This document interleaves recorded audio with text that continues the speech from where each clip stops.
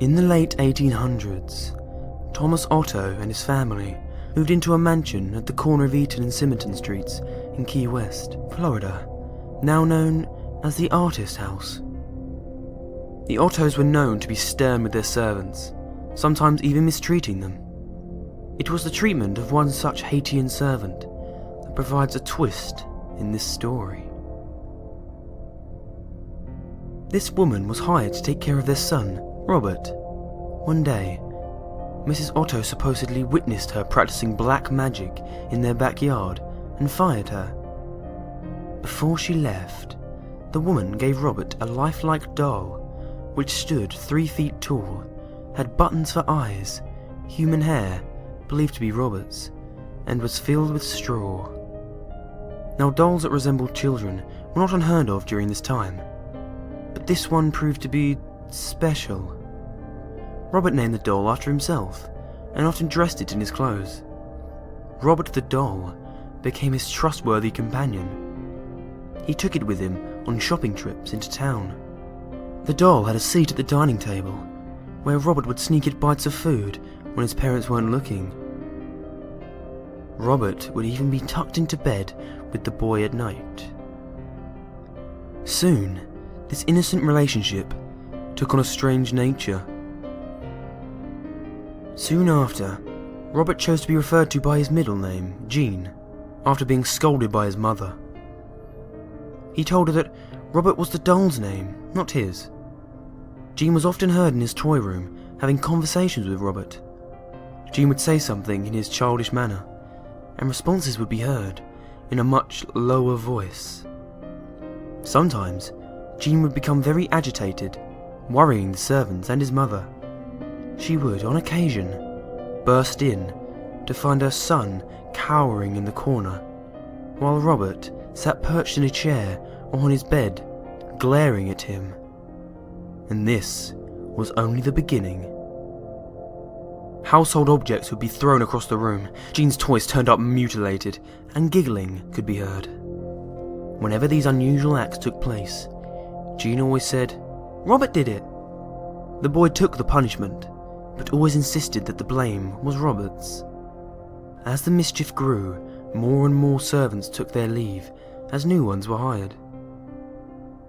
The Otto's relatives felt like it was time to do something. With the recommendation of a great aunt, Jean's parents removed Robert from his care and placed him in a box in the attic. This is where he resided for many years. After the death of his father, Jean was willed his boyhood home.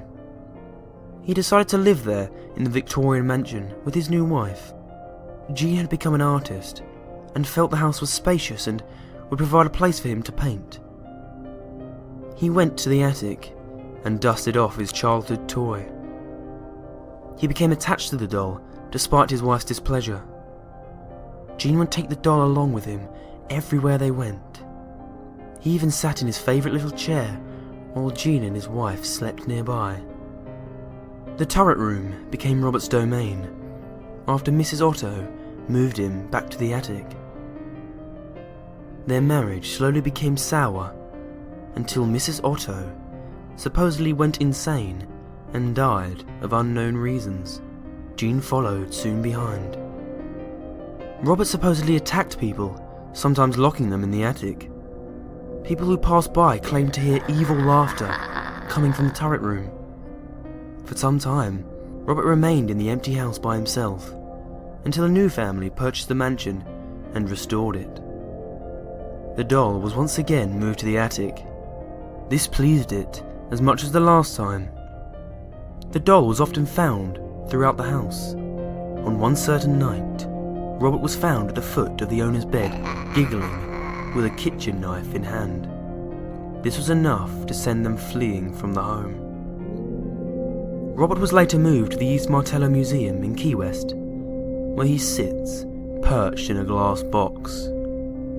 Despite his new living quarters, the doll is believed to have not given up his menacing ways. Visitors and employees claim they have seen the doll move. His smile has been known to turn into a scowl. One employee cleaned Robert, turned off the lights and left for the night. The next day, he returned to find the lights turned on, and Robert sitting in a different position than the night before, with a fresh layer of dust on his shoes. Some say he'll even curse you. If you want to take a picture of him, you must ask politely. He'll tilt his head in permission. However, if he doesn't, and you take the picture anyway, a curse will befall upon you and anyone who accompanied you to the museum. The same will happen if you make fun of him. To this day, Robert remains in the East Martello Museum in his sailor suit, clutching his stuffed lion, continuing his menacing ways.